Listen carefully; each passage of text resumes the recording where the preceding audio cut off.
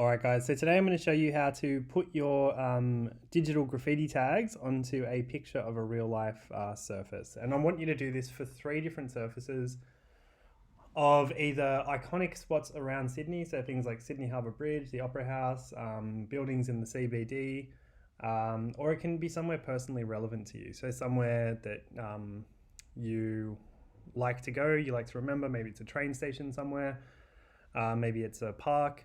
It's up to you guys. We will try and keep it a bit respectful though, so maybe let's not put graffiti on churches or schools or anything like that, but it's just meant to be a public place or an iconic place that you identify with. Okay, so let's get started. So what we're going to need to do first is search for a appropriate image to put our graffiti tag on. So let's go to Sydney Opera House, which is the one I'm going to be doing. Images, and then if you remember from the skateboard task, we're going to go to advanced search here, go to size, and we're going to go larger than 124 by 768, just so we've got a really nice kind of big image to work with. All right, so this one looks pretty good to me.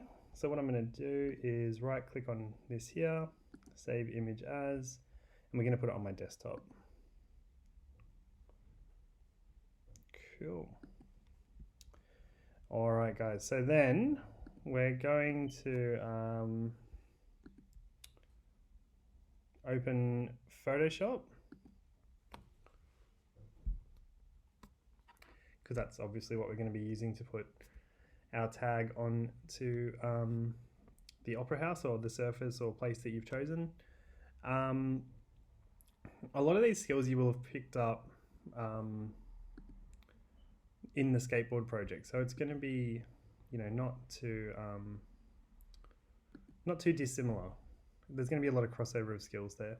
So let's go ahead and open the picture of the Opera House or whatever other surface you've chosen. And then the next thing we're going to do is open our graffiti tag. So just find where you saved it.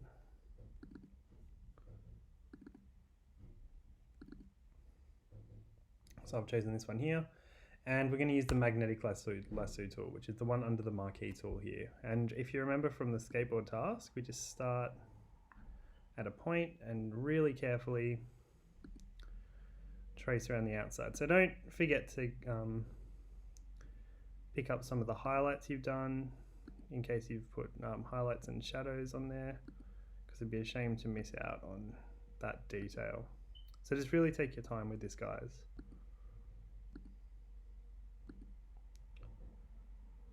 So really carefully and as close as you can to the outside of this shape, and that'll give you the best results. You'll have a much more detailed version.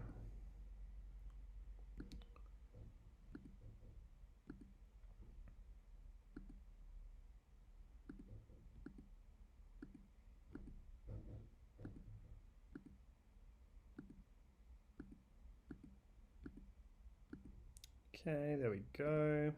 And just click back where you started. And then what we can do is select the move tool, which is the cross with the arrows at the top here.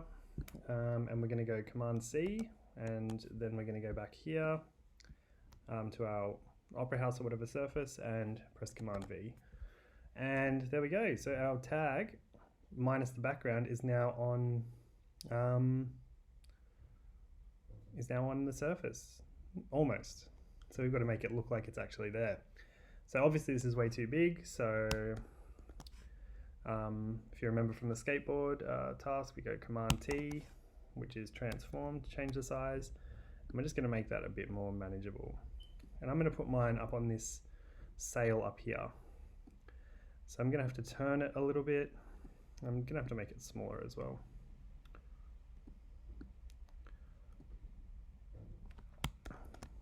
And you can always zoom in by pressing Command plus, just so you can see in detail what you're working with. And that's still too big, so I'm going to make it a bit smaller. So that kind of looks all right. So I'm going to press Enter to save those changes. And then we're going to add a bit of a different step here. So this doesn't look like it's really on there. It's a bit too flat.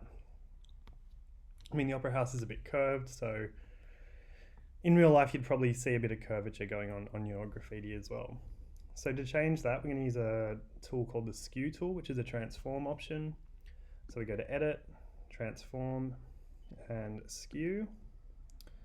And with these ones here, we're going to drag them in the direction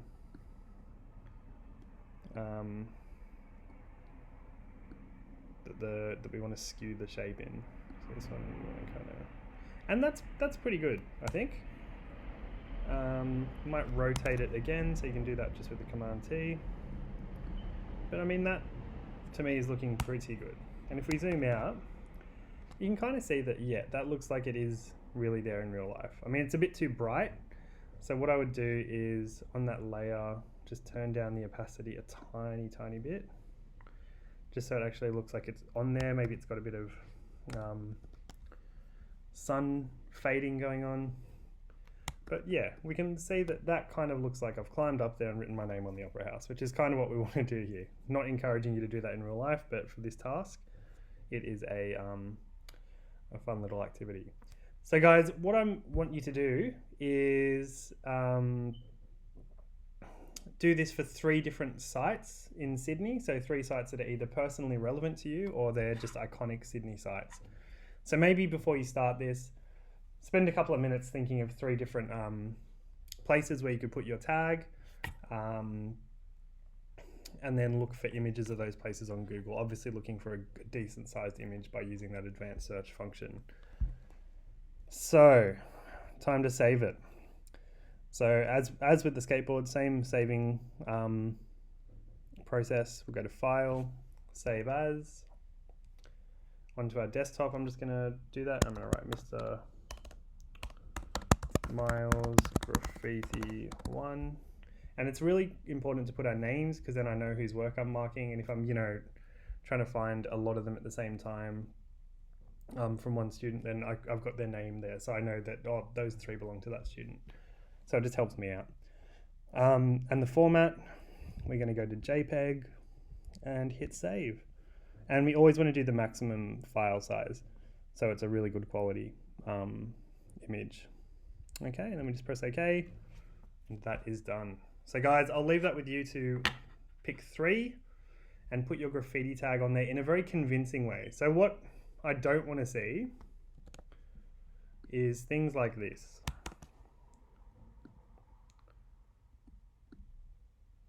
Like if you leave that there and tell me that's completed, that's not. Because in real life, a part of this tag's in the water. There's 3 different layers here. It's not convincingly put on the image. So there's other ways to make that look convincingly like it's on there. I mean, maybe you could get clever and take a part of it out on the water. So using our pen tool like we did with the skateboard task, maybe we'll make it a little bit less opaque so we can see where the waterline is. And we can